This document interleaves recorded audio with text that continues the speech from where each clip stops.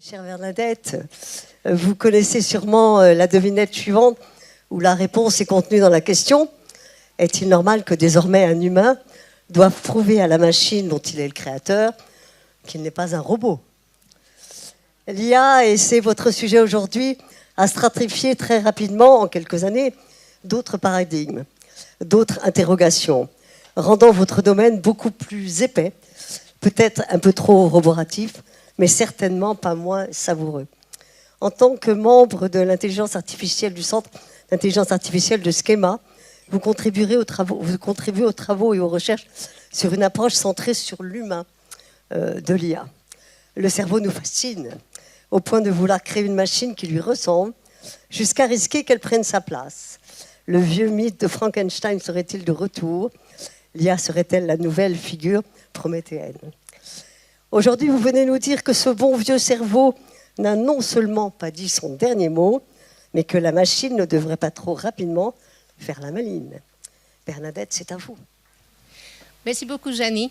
Et merci, Antoine, pour cette invitation. C'est un grand plaisir d'être ici avec vous, avec une très belle groupe.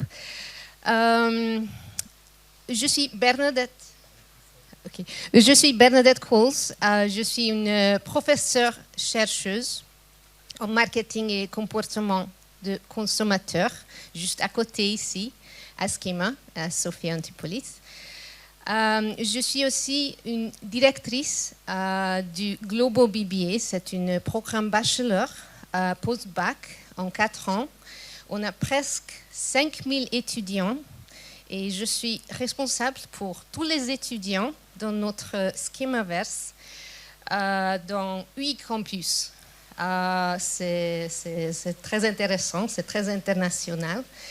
Et c'est aussi pour ça que je ne suis pas française. Peut-être vous pouvez constater une légère sous-tac. Je suis américaine, hongroise, portugaise. Je suis assez internationale. J'adore les langues et vous avez une langue magnifique. Mais toutes mes excuses pour mon manière de franglish. Mais j'espère que vous allez me comprendre. Important, je suis aussi une membre du Centre Schema pour l'intelligence artificielle. Je pense que je suis ici parce que mes recherches portent sur les relations entre humains et technologie depuis longtemps, les identités numériques et les nouvelles formes d'interaction. Aujourd'hui, je voudrais proposer une réflexion simple. L'intelligence artificielle ne change pas seulement ce que nous faisons, elle change aussi notre manière de penser, de nous comprendre et de nous relier aux autres. Très brièvement, quelques mots sur nos centres. Au centre Schema pour l'IA, nous travaillons sur une idée simple. Une IA centrée sur l'humain. Nous réunissons des chercheurs de plusieurs disciplines, management, technologie, sciences sociales et comportement humain.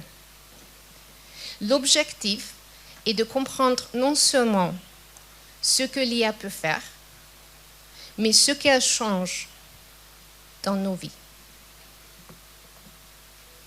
Nos travaux portent sur plusieurs sujets, la valeur économique, la société, l'éthique, le comportement humain et les relations avec la technologie. Mais aujourd'hui, je vais surtout parler sur l'humain. Nous travaillons avec des chercheurs internationaux et interdisciplinaires. Cela nous aide à garder une vision large, critique et humaine. Le centre rassemble plusieurs collègues avec Isabelle, qui va me suivre, avec des expertises différentes. Cette diversité est importante parce que l'IA touche tous les aspects de la société. Nous organisons aussi des conférences, des ateliers et des échanges interdisciplinaires. Et maintenant, entrons dans le cœur du sujet. Nous parlons beaucoup de technologie. Mais sommes-nous vraiment sérieux sur les conséquences humaines de l'IA? Pas seulement la performance, pas seulement l'innovation, mais l'attention, les émotions, les relations, l'identité. Quand on parle d'IA, on pense souvent aux risques: perte d'emploi, biais, manipulation, dépendance, addiction, isolement. Et ces risques sont malheureusement réels. Mais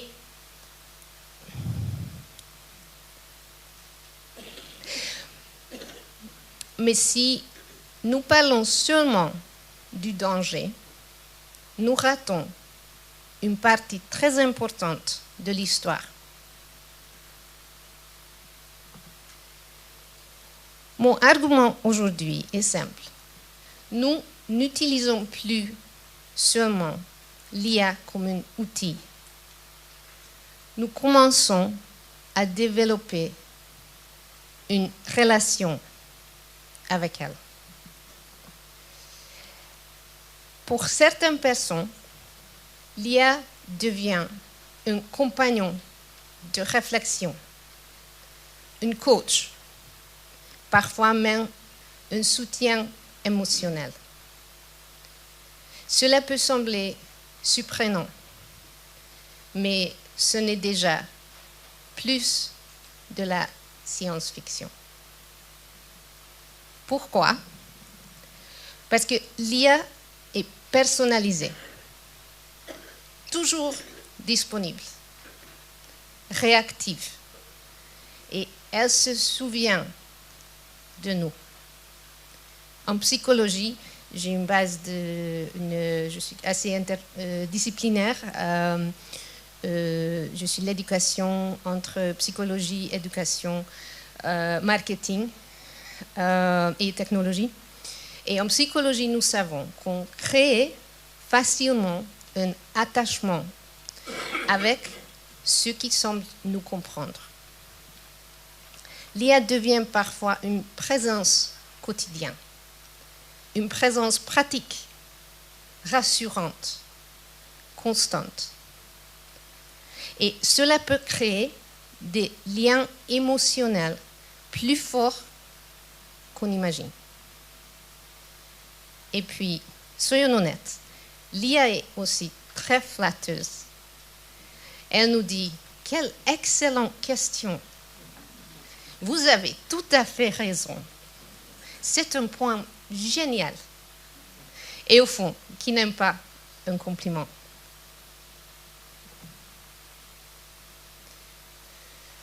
Mais attention, cela n'est pas forcément négatif. L'IA peut aussi améliorer les relations humaines.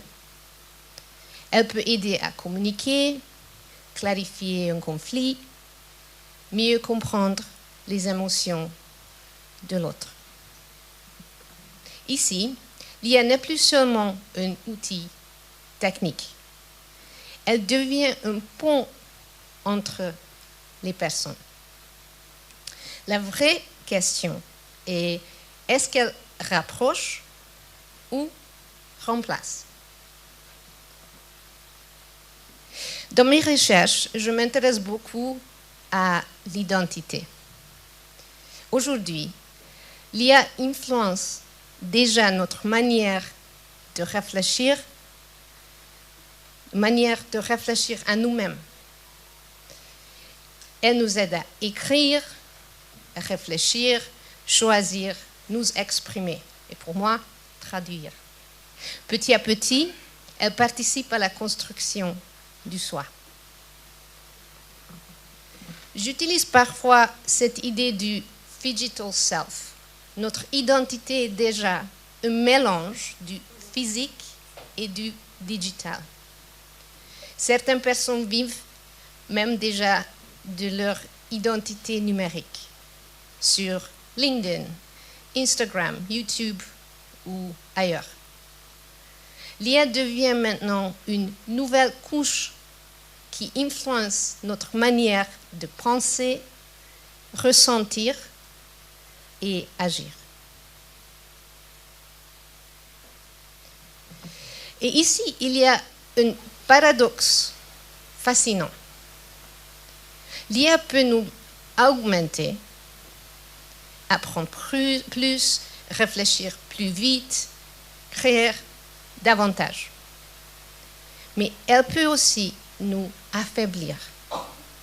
Plus de dépendance, moins d'efforts, moins de pensée critique.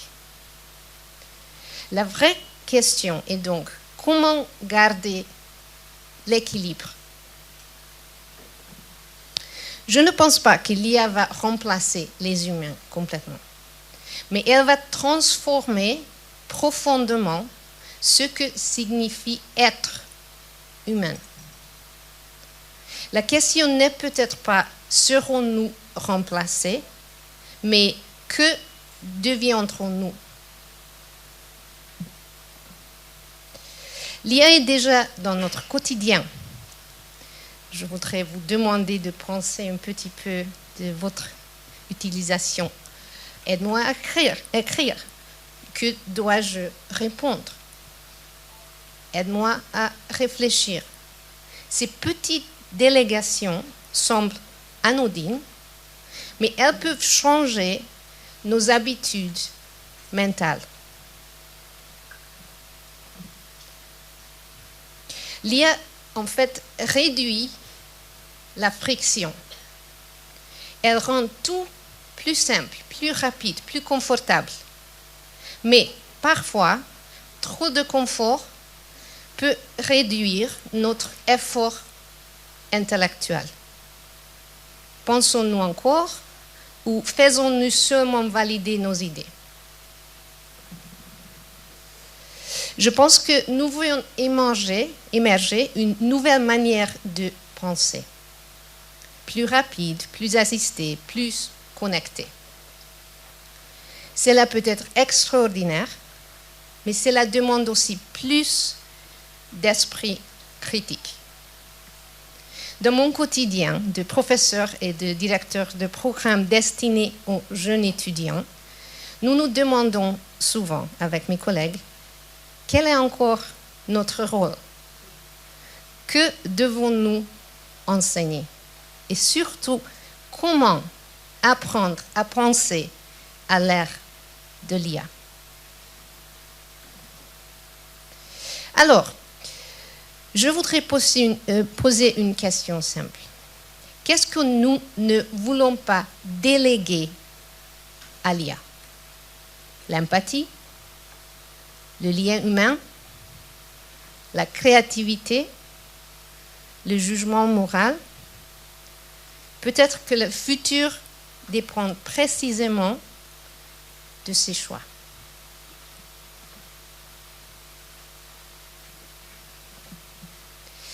Je voudrais terminer avec cette idée simple. L'IA ne décidera pas. Nous déciderons par la manière dont nous choisirons de vivre avec elle. Peut-être que la vraie question n'est pas ce que l'IA deviendra, mais ce que nous choisirons de devenir avec elle. Merci beaucoup.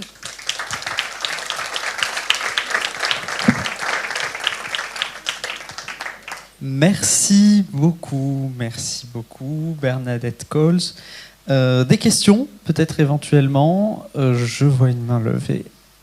Merci, ancien étudiant Schema. Ah, Je génial. Je me permettais de vous poser 2 questions. La première, vous avez parlé de l'identité de l'humain. Moi, j'ai une autre question, je voulais savoir si vous l'avez abordée. C'est la question de la singularité de l'humain en tant que membre de l'humanité et la singularité de l'homme. Ce qui enchaîne par rapport à une deuxième question, la question du cas de Schema, qui est la connaissance. Où est-ce qu'on en est par rapport à l'IA, les compétences par rapport à l'IA, les capacités par rapport à l'IA, et c'est surtout la notion de temps également par rapport à l'IA. Merci. Merci beaucoup pour ces questions. Je pense que c'est les questions pas simples. Et on a vraiment besoin de travailler sur la question de l'identité et qu'est-ce que signifie être humain. On a besoin de travailler ensemble. Et c'est un grand boulot. J'ai fait les recherches depuis longtemps avec les mondes virtuels de Second Life et tous les autres. Et à cette étape, cette partie était très petite. Mais avec l'IA maintenant, toutes les questions semblent plus pertinentes. Et en fait, les conséquences potentiellement négatives de digitalisation en général pour les jeunes, pour tout le monde, c'est évident. Et il y a un équilibre. Il y a le potentiel pour négatif, il y a le potentiel pour addiction, il y a le potentiel pour toutes les choses qu'on voudrait éviter. Mais c'est toujours ce qu'en psychologie, on travaille avec les dimensions. Il y a toujours, pour toutes les choses, il y a les points positifs et points négatifs. Et je pense que c'est le même pour les questions de l'IA et qu'est-ce qu'on pense quand on voudrait savoir qu'est-ce qui signifie d'être humain.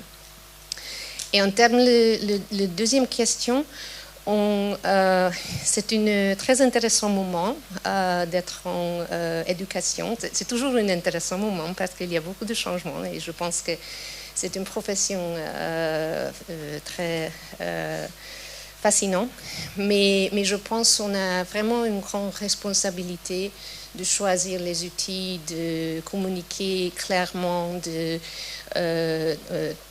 organiser les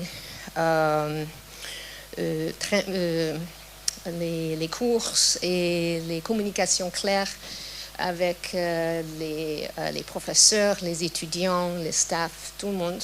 Comment on peut utiliser, quelle est l'utilisation éthique valorisable, mais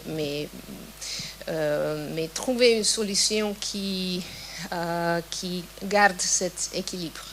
Je pense que c'est toujours un point très important. Merci beaucoup. Alors, prochaine question. Oui, vous avez dit là, à l'instant, je vois dans le tableau un slogan, l'IA ne décidera pas, nous déciderons. Est-ce que c'est un avertissement, à savoir que si nous laissons tomber la décision, c'est l'IA qui décidera pour nous? Non, je pense que l'IA ne peut faire, les outils digitaux ne peuvent faire rien toute seule.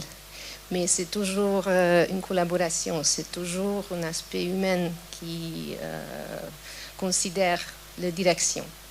Et il y a les potentiels pour les bonnes choses et pour les mauvaises choses. Mais c'est le même. Malheureusement, j'ai travaillé avec les jeunesses, avec une addiction des jeux digitaux. C'est aussi, il y a les potentiels pour la formation, pour les connaissances, pour toutes les bonnes choses, mais malheureusement aussi pour les mauvaises. Et je pense que l'IA est pareil. On a besoin des deux côtés. Merci pour votre exposé, madame. Je suis moins optimiste que vous. Je me demande si, après la découverte d'Internet, des bases de données et maintenant des algorithmes, si on ne tombe pas dans une dépendance, c'est-à-dire dans un système d'obsolescence humaine. Et donc, allant plus loin, je pense qu'on va devenir, quelque part, si on n'intervient pas maintenant, on va devenir esclave de ceux qui posséderont, et Elon Musk et compagnie, les technico-capitalistes, on sera vraiment esclave du système qui connaîtra nos informations, nos émotions, etc. Alors ma question, dans votre institut, est-ce que vous travaillez sur la problématique de la normalisation éthique ou autre? Qu'est-ce que vous faites, à part l'étude du système, pour normer les choses? Parce qu'il est peut-être temps, au niveau national, au niveau européen surtout, face aux grands Américains, de proposer des normes et de les imposer surtout. Merci. Merci pour cette question. On a un comité spécifiquement dédié pour gérer tout. On a une charte d'éthique, utilisation, et c'est communiquer clairement. Bien sûr, il y a beaucoup de changements et la croissance et l'évolution, c'est très vite. Et en fait, ce comité a beaucoup de choses à faire. Mais je vais vous donner un exemple dans mon programme. On est en train de réviser toutes les évaluations, par exemple. On va, parce que c'est pas intéressant de recevoir un essai parfait créé complètement par IA. Et c'est pas une bonne chose. Et comme ça, on utilise les outils pour aider les étudiants de engagés avec la matière dans leur temps. Mais après, quand ils arrivent dans la classe, on valorise leur temps. Sans les outils digitaux, c'est que de discussion, de pensement critique. Et c'est les aspects qu'on a besoin pour eux de pratiquer. Et je pense, c'est un changement, parce qu'après Covid, c'était un peu difficile, tout était sur ligne, c'était dur pour tout le monde. Et je pense que c'est un aspect très intéressant, parce qu'on donne beaucoup de matière pour les étudiants dans notre plateforme. Et ils peuvent utiliser l'IA comme une coach et comme une aide pour engager avec le matériau. Et quand ils arrivent dans la classe, on peut discuter. Et je pense que c'est une bonne direction pour re-engager les étudiants, pour valoriser leur temps sans les outils, sans les applications, sans leur ordinateur. C'est une petite étape, mais on essaie de travailler dans une époque quand le digital et l'IA est très courant. Merci, bonjour. Donc, les IA dont on parle ici, c'est les IA, j'imagine les grandes IA américaines qui sont effectivement codées pour nous rendre addictifs, vous l'avez dit, nous flatter, on est toujours très heureux de parler avec elles. Donc je me demandais si vous aviez fait des recherches ou travaillé dans le cadre de Schema avec une autre type d'IA, ou justement peut-être définir, et je pense que ça rejoint peut-être la question précédente, comment une IA devrait se comporter pour ne pas avoir tous les biais qui nous attendent avec les IA américaines actuelles. C'est-à-dire, je te flatte, peut-être je te vends quelque chose demain et peut-être on aura moins confiance dans la réponse. Donc, est-ce qu'il n'y a pas effectivement une réflexion sur c'est quoi une bonne IA pour les humains? C'est une bonne question. Je pense que beaucoup d'organisations comme Schema, on utilise le type d'IA qui est concentré, c'est pas ouvert, parce que quand c'est ouvert, il y a les hallucinations, il y a des problèmes, c'est pas très bon pour éducation et pour formation des étudiants. Mais je pense que il n'y a pas une bonne ou mal IA, c'est l'utilisation, la motivation, la raison, et c'est humain. Parce que si je ne suis pas engagée avec ma famille, avec mes copines, avec mes collègues, et mon choix est travailler exclusivement avec l'IA, c'est pas bon, mais c'est pas IA. C'est toujours une relation entre les deux. Et je pense c'est surtout, on a besoin de contrôler bien sûr les choix, les outils qu'on utilise, c'est très important parce qu'il y a beaucoup d'options. Et je pense que c'est la responsabilité d'une institution, d'une organisation pour faire les bons choix. Mais sur le côté individuel, c'est un choix individuel. Bernadette, merci beaucoup Merci. pour cette belle présentation. Merci.